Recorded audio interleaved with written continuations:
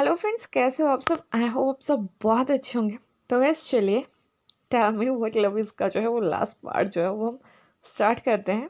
बहुत जल्द आपके लिए एक न्यू स्टोरी लाएंगे जो कि एक लव स्टोरी होने वाली है, एक टीचर और एक स्टूडेंट के बीच में। मेरी एक फ्रेंड ने कहा था कि उसे एक टीचर और स्टूडेंट की लव स्टोरी सुननी है, तो आपके लिए एक न्यू स्टोरी लेके आ रहे हैं। होप सो कि आपको वो स्टोरी अच्छी लगेगी। बट हाँ, प्लीज़ आप मुझे ये बता दीजिएगा कि आपको वो स्टोरी लंबी चाहिए या कोई शॉर्ट स्टोरी चाहिए, तो मैं उसके अकॉर्डिंग फिर कोई अच्छी सी स्टोरी बना लूँगी। तो चलिए, आज के लिए बहुत सारी बातें होगी। अब हम अपना जो लास्ट पार्ट है वो स्टार्ट करते हैं। लास्ट पार्ट में हम देखे थे कि जो लान क्यूरैन है वो कहते हैं कि जो हमारे व्यूशन है वो भी आज से जो है वो स्टूडेंट्स को जो है वो टीच करवाएंगे। उन्हें डेमोनिक पावर कैसे यूज़ की जाती है उनके बारे में बताएंगे, उन्हें कैसे कंट्रोल किया जाता है वो बताएंगे, और उन्हें किस तरह से वो अच्छे कामों के लिए यूज़ कर सकते हैं वो भी बताएंगे। तो इस तरह से हमारा व्यूशन जो है वो स्टूडेंट्स की जो है वो क्लासेस लेना जो है वो स्टार्ट कर देते हैं। समय वैसे ही निकलता है। अब लानलिंग जो है हमारा वो बड़ा हो चुका था, तो वो हमेशा यही जिद करता था कि लानवे और लांशियन जो है वो ऑलवेज उसके साथ रहेंगे, उसके रूम में रहेंगे। और लानवे और लांशियन भी जो है ऑलवेज अपने ब्रदर के साथ ही रहना जो है वो पसंद करते थे। यानली यहाँ प्रेग्नेंट थी। अब उनके जो है क्यूट सी बेबी गर्ल जो थी वो हो चुकी थी, जिनका नाम उन्होंने लान शू रखा हुआ था। तो यहाँ जो हमारी लान शू होती है ना, वो बहुत ज्यादा क्यूट होती है। यही हमें दूसरी साइड दिखाया जाता है कि जो हमारे नाई हुसैंग है वो जो है वेन क्लैन की जो भी राजकुमारी होती है, उनकी वेंसिंग जो उनसे शादी कर लेते हैं, और उनके भी आगे जो एक बेबी हो चुका होता है जो कि एक बेबी बॉय होता है। और वहीं दूसरी साइड जो हमारे वेन निंग है वो शादी कर लेते हैं हमारे मिंगियाओ से। यहाँ पे जो हमारा मिंगियाओ है वो प्रेग्नेंट है, उसके अभी बेबी होगा। इस तरह से ये स्टोरी के मतलब इन सभी की लाइफ जो थी वो सेटल हो चुकी थी। लेकिन अब बचते थे हमारे विभूषण और वांगजी। उनका एवरीडे मीन्स एवरीडे तो चलता ही रहता था, लेकिन वांगजी चाहता था कि उसके पास भी एक क्यूट सी बेबी गर्ल जो है वो होनी चाहिए। तो एक दिन जब हमारे वांगजी और जो विभूषण है वो जिंगसी में बैठे हुए थे, तो वांगजी जो है वो उससे कहता है कि विभूषण, बहुत समय हो गया है और अब हम लानवी और लानशियन भी 3 साल के हो चुके हैं, क्यों ना हम एक और बेबी प्लान करें। अभी विभूषण कहता है, वांगजी ग इतनी भी क्या जल्दी है। तभी वांगजी कहता है कि नहीं, मैं बच्चों में ज्यादा स्पेस नहीं देना चाहता, बहुत टाइम हो गया, मुझे एक बेबी गर्ल तो चाहिए भी। इसके ऊपर जो विभूषण है वो हमेशा ही वांगजी को जो था वो मना करता था कि उसे भी नहीं चाहिए, नहीं चाहिए।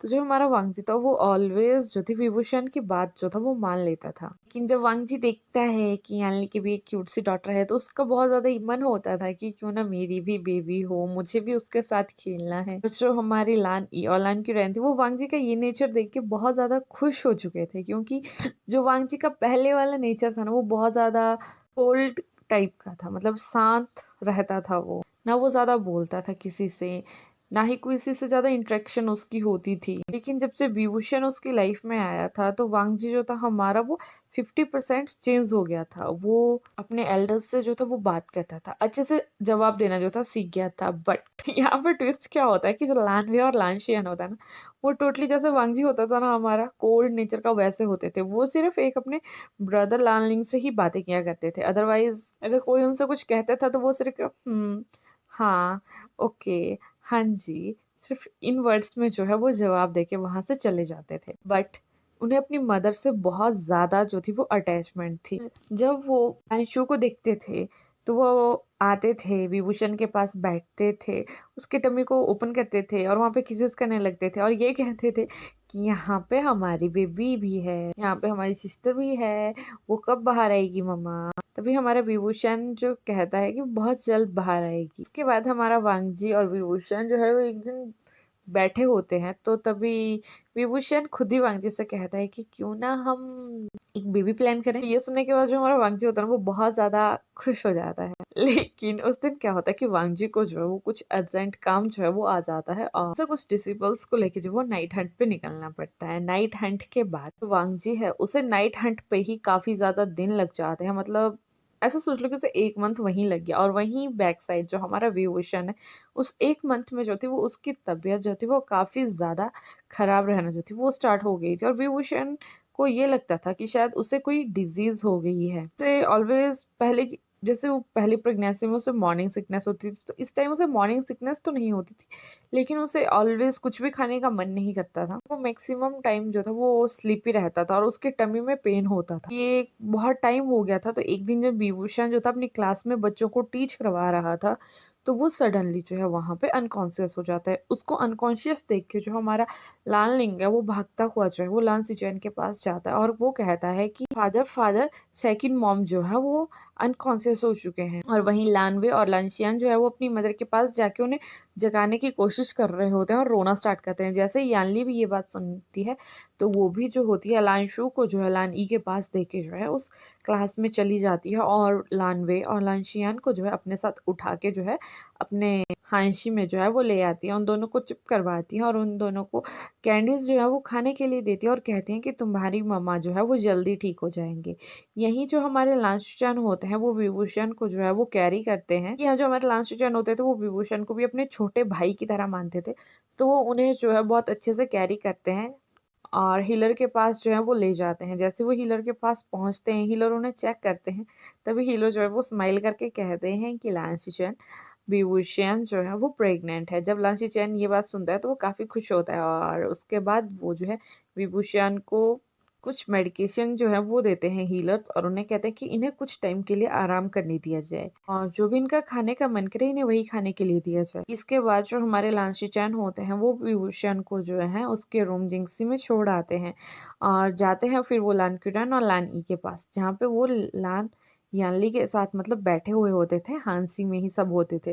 तो जब वो अपने रूम हांसी में पहुंचता है तो वो जब देखता है कि लान क्यूरन और लान ई भी वही हैं और वो सभी बच्चों को अपने साथ लिए हुए वहाँ बैठे हुए हैं, तभी जो हमारे लांसी जैन है वो कहते हैं कि मदर फादर विभूषण प्रेग्नेंट है। ये सुनने के बाद जो हमारे लान खुरैन और लान ये होते हैं वो बहुत ज्यादा खुश हो जाते हैं कि वाह, अब हम अगेन जो है वो ग्रैंडफादर और ग्रैंड मदर बनने वाले हैं। ऐसे ही कुछ दिन और निकलते हैं और वांगजी और अदर स्टूडेंट्स जो भी डिसिपल्स होते हैं वो नाइट हंट से जो है वो वापिस आ जाते हैं। लेकिन जैसे वो वापिस आते हैं तो उसे रास्ते में लान शियान और लानवी मिल जाते हैं। वो दोनों जो हैं वो लानशू के साथ जो है वो खेल रहे होते हैं। वांगजी वहीं बैठता है, पहले तो वो लानशू के फोरहेड पे किस करता है, उसके बाद लानवी पे और लानशियन के फोरहेड पे जो है वो किस करता है। तभी जो लानशियन है वो कह देता है कि फादर फादर मम्मा की तबीयत बहुत खराब है, वो 3 दिन से हमसे बात भी नहीं कर रही हैं, ना ही वो जग रही हैं और हीलर अंकल ने कहा है कि उन्हें सोने दिया जाए। तो जब हमारा वांगजी ये सब कुछ सुनता है तो वो काफी ज्यादा टेंस हो जाता है और तभी लानशियन जो है वो कहीं से वहां आ जाते हैं, क्योंकि वो जो है वो बच्चों पे नजर रख रहे थे। जैसे ही हमारे लांसी जो है लान वांगजी को देखते हैं तो एक सैड सा फेस बना लेते हैं और लान वांगजी जो है वो पूछता है कि ब्रदर क्या हुआ, विभूषण ठीक तो है, कहीं कुछ हुआ है क्या। तभी हमारे लान शिचान जो हैं वो कहते हैं कि हाँ उसकी थोड़ी तबीयत खराब है, लेकिन तुम उसे थोड़ा रेस्ट करने देना, वो 3 दिन से भी सोया ही है, ऐसे उसे होश आ जाएगा। तो तभी हमारा वांगची जो है वो कुछ भी नहीं सुनता और वो कहता है कि हीलर्स ने क्या कहा। तो शिचैन जो होता है वो वांगची से कहता है कि हीलर्स अभी कुछ नहीं कह पा रहे, उन्हें नहीं पता है कि विभूषण को कौन सी डिजीज हो रही है या होने वाली है। तो गाइज यहाँ पे जो लान क्यूरैन है उस और लान ये उन्होंने एक प्लान बनाया था कि क्यों ना हम वांगची को जो है वो सरप्राइज देंगे, उसे नहीं बताएंगे कि जो विभूषण है वो प्रेग्नेंट। तो यहाँ जब लान सिचैन वांगची को ये सब कुछ कह रहा होता है तो वो बहुत मुश्किल से अपनी हंसी जो है वो कंट्रोल करता है और उसके सामने एक सैड फेस बनाता है। उसके बाद हमारा लान वांगजी जो है वो लान सिचैन को वो करता है और वहां से जल्दी जल्दी जो है वो जिंक्सी की तरफ निकल जाता है। वहीं जो हमारा लांसीजन होता है वो सभी बच्चों को लेके जो है वो हांसी की तरफ चला जाता है और उनसे कहता है कि चलो बच्चों अभी खाने का समय हो गया और तुम्हारी मॉम जो है वो तुम्हारा इंतजार कर रही है। ये सुनने के बाद लानवे लानशियन और लानशु वो तो भागते हुए चले जाते हैं और जो हमारा लानलिंग होता है वो अपने फादर का हाथ पकड़ के आराम से उनके साथ जा रहा होता है। वहीं दूसरी साइड जो लान क्यूरैना और लानी है उन्हें भी ये पता लग जाता है कि वांगजी जो है वो नाइट हंट से वापस आ चुका है और सिचैन ने जो है उसे सब बता दिया है कि विभूषण जो है उसकी तबीयत खराब है, लेकिन हमें नहीं पता है कि क्या रीजन है कि उसकी तबीयत खराब है। इसके बाद जैसे ही वांगजी जो है वो विभूषण के रूम में पहुंचता है और उसे वो उस कंडीशन में देखता है तो उसकी आंखों में आंसू आ जाते हैं और वो उसका हाथ पकड़ के कहता है कि I am so sorry dear, मुझे नहीं पता कहाँ मेरे से हमेशा कमी रह जाती है तुम्हें प्रोटेक्ट करने में और अब तुम इस कंडीशन में हो।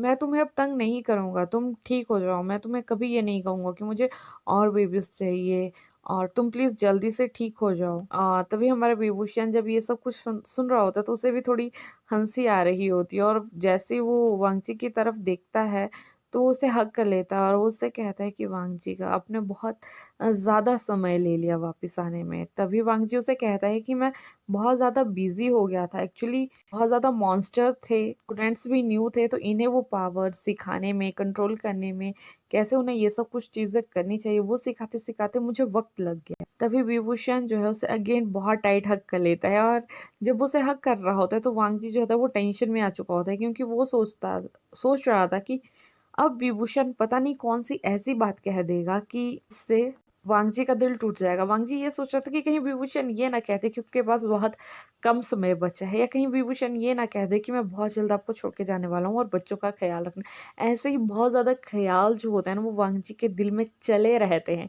तभी कुछ समय तक जो हमारा विभूषण है वो वांगजी को हग करके रखता है, और उसके बाद वो वांगजी के फोरहेड के ऊपर किस करता है, उसके गालों पे किस करता है, उसके नोज पे किस करता है, और एक हल्का सा किस उसकी लिप्स पे करता है, और उससे कहता है कि वांगजी का मुझे आपसे एक बहुत इंपॉर्टेंट बात कहनी है। तभी हमारा वांगजी जो होता है वो विभूषण से कहता है कि नहीं तुम रहने दो, मुझे लान से चंद ने बता दिया है, तुम बस रेस्ट करो, मैंने तुम्हें प्रॉमिस किया है कि मैं अब तुम्हें तंग नहीं करूंगा, और अगर तुम्हें कुछ भी चाहिए होगा तो तुम मुझे बता सकते हो। तभी विभूषण कहता है कि उस सिंपल पोरेज खाने की जो है वो इच्छा हो रही है, तो क्या उसे मिल सकता है। जब वांगजी ये खुद सुनता है कि उसे सिंपल पोरेज खाना है तो वो फिर सोचता है कि तुम सच में सादा खाना खाना चाहते हो। फिर वांगजी के दिल में अगेन ये एक बात आ जाती है कि कहीं ये ज्यादा बीमार तो नहीं है, कहीं हीलर्स ने इसे चटपटा खाने के लिए मना किया हो इसलिए ये सादा खाना मांग रहा हो।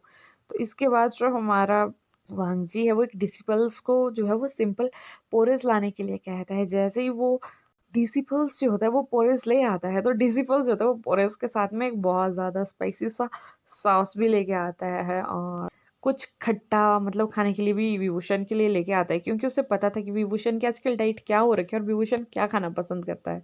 तो जब वांगजी ये सब कुछ चीज़ें देखता है तो वांगजी वो डिसिपल्स को गुस्सा करना स्टार्ट कर देता है कि एक तो ये बीमार है, तुम इसके लिए ये सब चीज़ें लेके आ रहे हो, क्या तुम्हें पता नहीं है कि बीमारों को कौन सा खाना दिया जाता है, और विभूषण जो है वो सिंपल पोरेस खाना चाहते हो, तो तुम इतनी एक्स्ट्रा चीजें क्यों लेके आ रहे हो। तभी जो हमारे डिसिपल्स होता है वो उसकी तरफ सिर्फ एक हल्की सी स्माइल करके उसे वो खाना देके चला जाता है, और वो कहता है कि आप प्लीज मास्टर बे को ये सब चीजें दे दीजिए, वो खुद खा लेंगे और आप उनसे बैठ के अच्छे से बात कीजिए। इतना बोलने के बाद डिसिपल्स जो है वहां से चला जाता है, और बांगजी के दिमाग में फिर कुछ नहीं पड़ता है। वो खाना लेके आता है, विभूषण के सामने रख देता है। जब विभूषण उस प्लेट को देखता है ना तो बहुत ज्यादा खुश हो जाता है, और बच्चे की जैसे मतलब जैसे बच्चे को कैंडी मिल जाती है और वो फुदक जाता है ना, तो वैसे फुदकना स्टार्ट कर देता है इधर उधर कि वो मेरा फेवरेट खाना आ गया। उसके बाद जो हमारे विभूषण है वो अपने पोरेस का कटोरा लेता है, उसमें रेड चिली सॉस डालता है, दूसरा सॉस डालता है, और जो भी अचार उससे पहुंचाया गया होता है वो भी डालता है, उन सबको मिक्स करके खा रहा होता है, खा रहा होता है, खा रहा होता है। उसके बाद जब वो फिनिश हो जाता है वो पानी पीता है, साइड में रख देता है, और वांगजी उसकी तरफ सिर्फ एक हैरान होकर ना बड़ी बड़ी आंखों से देख रहा होता है कि ये सब कुछ चल क्या रहा है। और वो उससे सिर्फ एक ही बात पूछते हैं कि विभूषण तुम ये सब कुछ कैसे खा लेते हो। तभी विभूषण कहता है कि शायद कोई अंदर से मांग रहा है, और वो अपनी टमी के ऊपर जो हाथ जो होता है वो गोल गोल घुमा रहा होता है, और तभी जो हमारा वांगजी है उसके दिमाग में कुछ आता है कि प्रेग्नेंट, तभी वो कहता है कि नहीं शायद वो अपनी डिजीज के बारे में बात कर रहा है। और तभी हमारे विभूषण जो होता है वो वांगजी के फोरहेड पे ना एक हल्की सी टिपली मारता है, और वो कहता है वांगजी का आप अगेन फादर बनने वाले हैं। और यहाँ जब हमारा वांगजी ये सुनता है कि वो अगेन फादर बनने वाला है तो उसके आंखों से एक तो आंसू आ जाते हैं, क्योंकि लांस सिचैन ने जो है उसके साथ इतना बड़ा प्रैंक कर दिया होता है। और उसके बाद वो विभूषण को हक करता है, उससे कहता है कि मैंने तुम्हारे बारे में पता नहीं क्या क्या सोच दिया, और तुम तुम इतनी बड़ी खुशखबरी मेरे लिए मतलब लेके आए थे, और मैं कहाँ कहाँ मतलब कौन सी दुख भरी चीज़ों में डूब चुका था। थैंक यू सो मच कि तुमने मुझे इतनी बड़ी खुशखबरी दी है। इसके बाद गाइस जो हमारे दूसरे साइड जो हमारे वैनिंग और निंग मैंग याओ होते हैं, उनके भी एक बहुत क्यूट सी बेबी गर्ल होती है, और यहाँ कुछ समय और निकलता है, मतलब 9 मंथ जो है होते हैं वो निकल जाते हैं, और विभूषण की भी एक बहुत क्यूट सी प्यारी सी बेबी गर्ल्स होती है वो पैदा होती है, और उसका नाम जो होता है हमारे विभूषण और लान वांगजी रखते हैं लान यांशी। तो उसका नाम होता है लान यांशी, और लान यांशी जो होती है वो टोटली अपोजिट होती है अपने फादर की, और वो बिल्कुल सिक्वल होती है अपनी मदर की। कुछ समय और निकलता है, और जब हमारी लान यांशी जो होती है वो 3 साल की हो जाती है तो उसका पूरा नेचर जो होता है ना वो विभूषण की तरह होता है। और ये देखने के बाद जो हमारा लान क्यूरन होता है ना वो सिर्फ एक ही बात कहता है कि हमारी फैमिली में सिर्फ एक खतरनाक प्राणी हुआ है और जिसका नाम है लानियंशी। और जब लानियंशी ये सब कुछ सुनती है तो वो डायरेक्ट जाती है, अपनी ग्रैंडपा की गोद में बैठती है, उनकी मूंछों को खींचने लगती है, उनसे कहती है, ग्रैंडपा मैं खतरनाक नहीं हूँ, मैं बहुत अच्छी हूँ। इसी तरह से उनका जो टाइम है वो बहुत अच्छे से निकल जाता है। उनका एक स्वीट सी फैमिली होती है और सब बहुत प्यार से रहते हैं। और जो हमारी मैडम यू होती हैं, कुछ समय के बाद वो भी गुस्सों में ही शिफ्ट हो जाती है, क्योंकि जो हमारे जियांग फैमिली और आशिंग होते हैं वो कभी भी इतना सब कुछ होने के बाद भी विभूषण को जो एक्सेप्ट नहीं करते, और विभूषण भी अब उनसे जो है अपना हर नाता तोड़ चुका होता है। मैडम यू भी अब उनके साथ ही रहने वहां आ जाती हैं गुस्सों में। इसी तरह से जो उनकी फैमिली है वो कंप्लीट होती है और सब बहुत प्यार से रहते हैं गाइस। यही हमारी स्टोरी का एंड होता है। होप सो आपको मेरी स्टोरी अच्छी लगी होगी। अगर अच्छी लगी होगी तो अपने दोस्तों के साथ शेयर कीजिएगा, उन्हें कहिएगा मेरे चैनल को सब्सक्राइब कर दे, लाइक कमेंट करना ना भूले। और गाइज अभी तक मेरी बिगनिंग ही है। होप सो कि जैसे जैसे मैं आगे न्यू स्टोरीज लाऊंगी आपको मेरी और भी स्टोरीज जो है पसंद आएंगी। मैं अपने बोलने का तरीका और ज़्यादा इम्प्रूव करूंगी, बिकॉज आ जाती है दिक्कत मुझे कभी कभी बोलने में। हाँ, ये भी मुझे बता दीजिएगा कि आपको हिस्टोरिकल फैन फिक्शन और कोई सुनना है तो मैं और आपके लिए कुछ टाइम के बाद, जैसे मेरा दूसरा वाला यू एंड आई खत्म होगा, तो मैं उसके बाद कोई हिस्टोरिकल फैन फिक्शन जो है वो स्टार्ट कर दूंगी। प्लीज़ मुझे कमेंट में ये सब कुछ बता दीजिएगा, क्योंकि कमेंट मुझे बहुत आते हैं गाइस। एक बात मुझे और कहनी थी कि आपके कमेंट्स इतने प्यारे प्यारे होते हैं ना, उसको पढ़ने के बाद दिल खुश हो जाता है। Thank you for your love जो आप मुझे दे रहे हो। चलिए, बहुत सारी बातें होगी, जल्दी आपके लिए एक न्यू स्टोरी लेके आएंगे। अपना ध्यान रखिएगा। Bye, take care.